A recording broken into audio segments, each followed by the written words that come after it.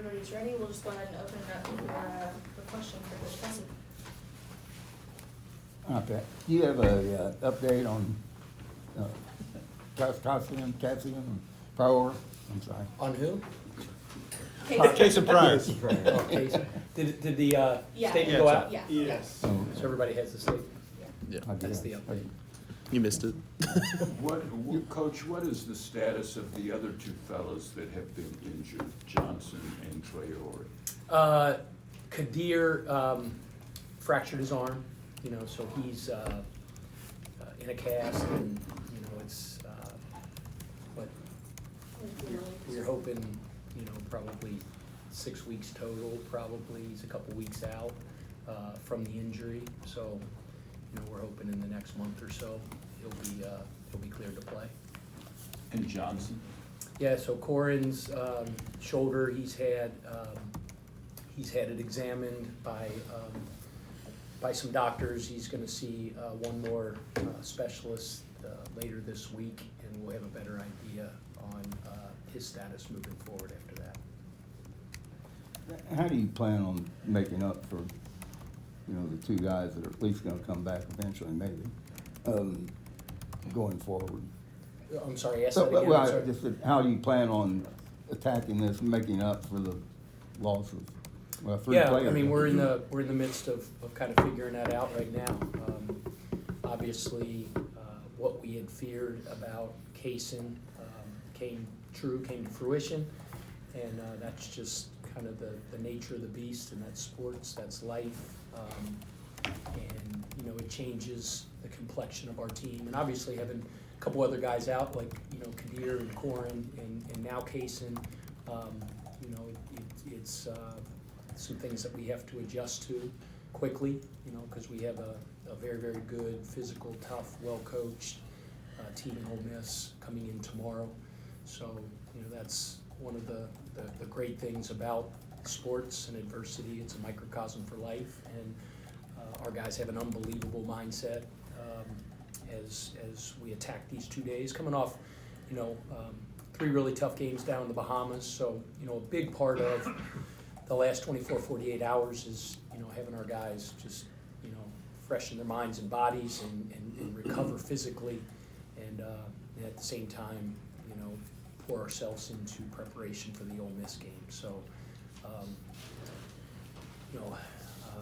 we have a next man up mentality, and that's not just, let's use, Frank and Kanai as an example, who haven't played as many minutes. Obviously, they're going to have to step up, but it's all the way down our roster, right? Everybody's going to have that next man up, step up mentality in terms of changing their role to a certain extent, increasing the role to a certain extent. But I believe so much in the guys in that locker room, the competitive character of the guys in that locker room, and their mindset as we attack this new phase of our season, down a couple guys. I know we'll respond the right way, and I'm excited about seeing us compete tomorrow at 9 o'clock? Yep. 9 o'clock. Hey, just besides what Kaysen does on the court and the stat sheet, just losing a guy like that who's always good for a momentum turn, great locker room presence, just how much of a blow is that? Yeah, I mean, we won't lose that.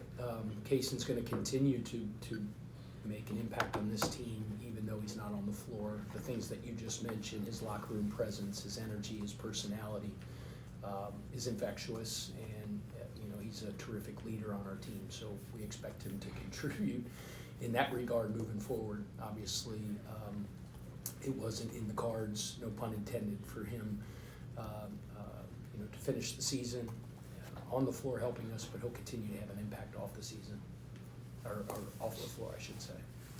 Pat, can you kind of speak to what's he like? I mean, he's an emotional guy, and he came here for a reason and for a purpose.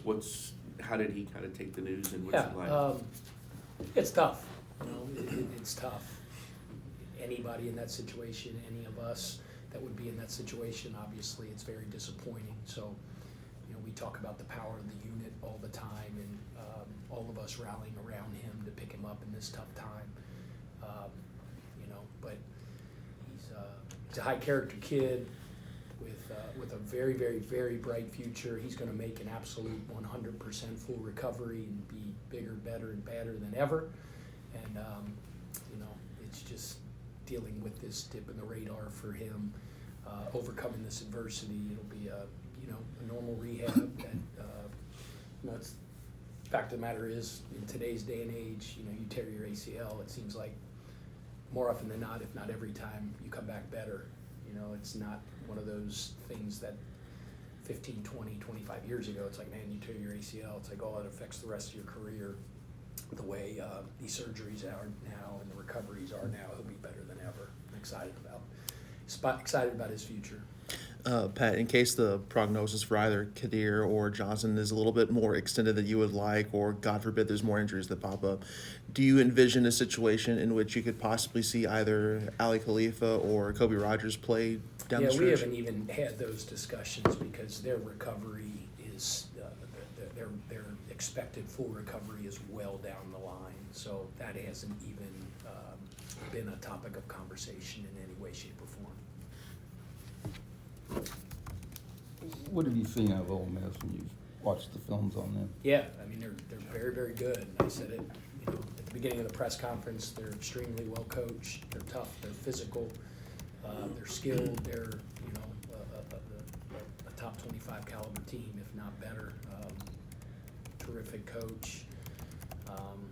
You can see when you watch them play, the culture of toughness that they have and the way that they compete.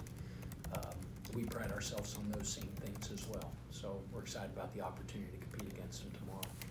Coach, one more question about the roster situation. In this day and age, is it possible to consider bringing someone in between semesters with the portal and all of that? Yeah, nothing is ever impossible. Every single option that would possibly be an option is an option and on the table all the time. But what that looks like, who knows? Coach, Ole Miss, being coached by Chris Beard, always a defensive-minded team, added a lot of new staff members like Mark Adams to kind of add to what that defense brings to the table. What do you see out of just how they kind of stun the offenses? Yeah, I mean, you look at their analytics and their statistics, they're similar to us in that, they have a very high turnover rate defensively, and that's just because of the pressure that they apply and the toughness and tenacity with which they play with. And Coach Beard's teams have always been that way, and this one is no different. You have to be able to execute and play with great poise because of the ferocity with which they play and they rotate, and they deflect. So we're going to have to play with great poise. Pat, you didn't win the championship, but when you look back at last week in the big picture, and I know you're moving ahead already, but it was a big step for the program, I think, to get some of that momentum back. Do you feel that way now that looking back at it? Yeah, I mean, you guys know me, and we always have these conversations that I really compartmentalize every single thing we do, and every game that we play and every preparation we have is the most important in the history of the program. So, we didn't go down there thinking, hey, we're playing 3 games. It was about our sole focus was on beating Indiana, celebrating in the locker room for about 4.5 minutes, and then turning the page, playing the next one. And in those really short turnarounds, in the chaos of the Atlantis and a million people walking around, and you're walking through herds of people to get to the next walkthrough or meal room, and it's just it's chaos. And just that our guys were able to keep their focus and address all their attention to the next task at hand was something that I would expect out of an older veteran team like we had. And even as the hype after the first game was kind of building, our guys put blinders on and just focus on the next thing. And then the hype got a little bit higher after we won the second game. Our guys kept blinders on. Kaysen goes down really early in the first half. Our guys kept blinders on and just kept focusing one possession at a time, 1 4-minute segment at a time. And it put us in a position, to have a chance to win a championship down at the end of the game. And you know, as we move to this next chapter and our team adjusts and morphs to the new structure of our roster based on injuries and things like that, we'll have the same exact stinking approach and did yesterday in preparation. We'll do the same thing today. That's up to you guys to write about the ebbs and flows and the emotions of the, you know, the momentum, I think is the word, Jody, that you used. And you guys are awesome at what you do, and you'll write all those stories. We'll continue to just put blinders on and focus on the next thing. Throughout the event down at the Bahamas, you could see guys in their veteran experience step up. A guy that really kind of seemed to jump out was Javon Hadley and how he continued to bang down low. Can you just talk about his impact down in the paint against guys that... I mean, his impact's more than just down in the paint. His impact is in every single facet of our program. Joy to coach, mature, all the things we describe about our team are kind of exemplified within Javon. He's a jack of all trades in terms of, like, you can plug him in almost any stinking position on the court, in any situation, in any sit play, and somehow, some way, he'll know what to do. Just that Swiss Army knife, if you will. But then his makeup, man. He has such a seriousness of purpose. He's tough as nails. He competes like nobody's business, and he's just a winning player and a lot of fun to coach. You've obviously were a big believer in Chucky and brought him here. What did he show you even more in the Bahamas than you thought he had? Well, more than I thought he had. I thought he had everything. Like, I thought he was one of the best point guards in the country, and obviously I think he proved to the rest of the world that he should be in that conversation. Chucky thrives under the brightest lights. Obviously he was well aware of the stage that the Battle for Atlantis is in the early part of college basketball season. He understood that a lot of eyes were going to be on that tournament. He took it personal as an opportunity to prove himself, and we all saw what he did. He was terrific throughout the course of those 3 games. Are you guys going to explore the possibility of maybe getting an injury waiver or red shirt for Kaysen? Yeah, I mean, so the way those work is you can't even file those. You can't even start that process until the season is over. You know, the NCAA, they don't even accept those or consider them until the end of the season. So those are things that would be considered after the season.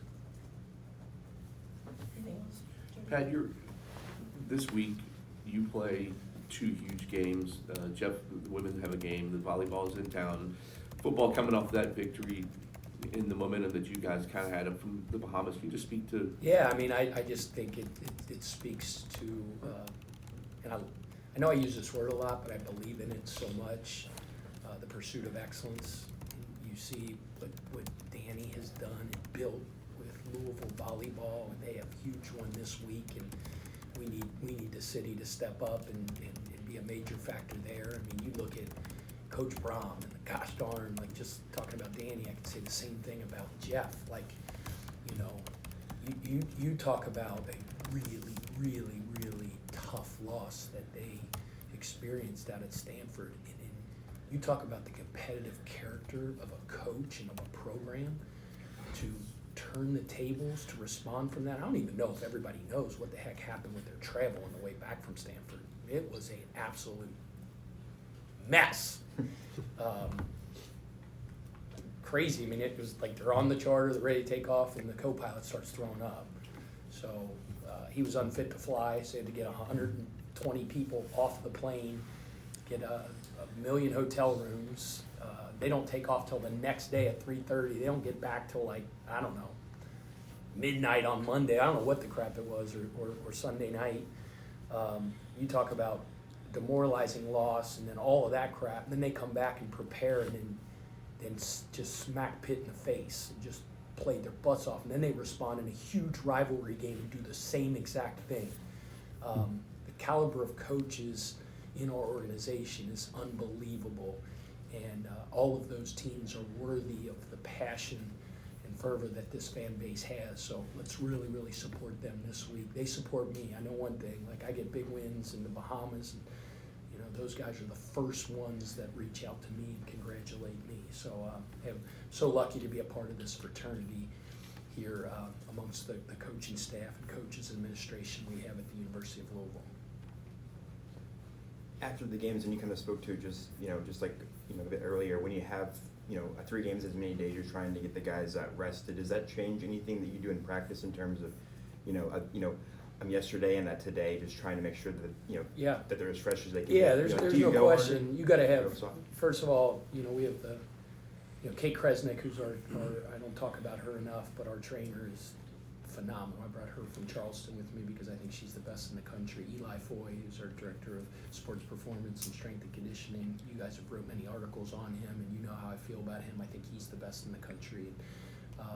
I just trust them implicitly, and obviously as a coach, it's important every day to take inventory, the state of your team, mentally and physically, and do the proper things that you think are right to get them to the jump circle on Tuesday, ready to go. And you look at, we're all in this situation. Ole Miss, I think they played the same thing. I think they played 2 games, and so they have the same kind of short recovery as well. And so it's not any different with us. But it's important that that we're excellent in our process of preparation for those guys. But came out of that thing pretty banged up. No excuses, no explanations. I'm not asking anybody to feel sorry for us, because I told the guys yesterday, outside your circle and there's people close to you. Coach Prosser used to say half the world could care less about your problems and the other half are glad you have them. So we're not asking anybody to think and feel sorry for us, but we'll have 2 great days of preparation, and like I said, we're excited about the opportunity to compete tomorrow night. Building off of that question, how important are people like Kate Kresnick and Eli Foy when you go into playing 3 games in 3 days, and just have a truncated schedule of games overall? Yeah. I mean, they're elite at what they do, and I'm lucky to have them on our staff, and they do a great job of taking care of our guys and getting their minds and bodies ready to compete. Coach, the 3-point shooting has not appeared to have been quite as effective percentage-wise as we might have thought based on previous performances and stuff. Do you have a theory about that, why that is? Yeah, we played pretty well, didn't we? Played pretty well. I mean, we put ourselves in a position to win a championship. I just believe in our guys. I believe in the back of the bubblegum card, and we're generating big advantage shots and rhythm shots. I sleep like a baby and smile and don't blink a stinking eye if we're working to generate those shots and they don't fall. It's a make or miss game sometimes. So, yeah. Your net rankings dropped today, John, put you guys in the top 30. How often do you pay attention to None. things? I don't None, pay right? attention at all. I don't. I mean, I hear about it because people tell me and things like that, but results take care of themselves if you're laser focused on the process, and if that means we played really well over the last 3 days and they put us number 1 in the country, great. But it doesn't matter. It's all about the next one you play. Anything else for Coach? Hey, you kind of talked about it at the end of that game on Friday. You mentioned that the guys are crushed. To have that loss.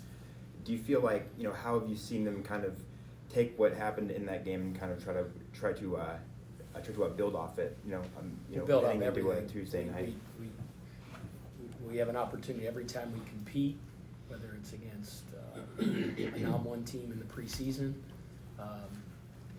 to review those games and look at what we did well and show those guys that so we can build on that, and then look at the things that we didn't do well and work hard to fix those things. So, yes, every single game we come out of is an opportunity to get better, and we'll use the things we did well to build on, things we didn't do well to clean up. All right, thank you.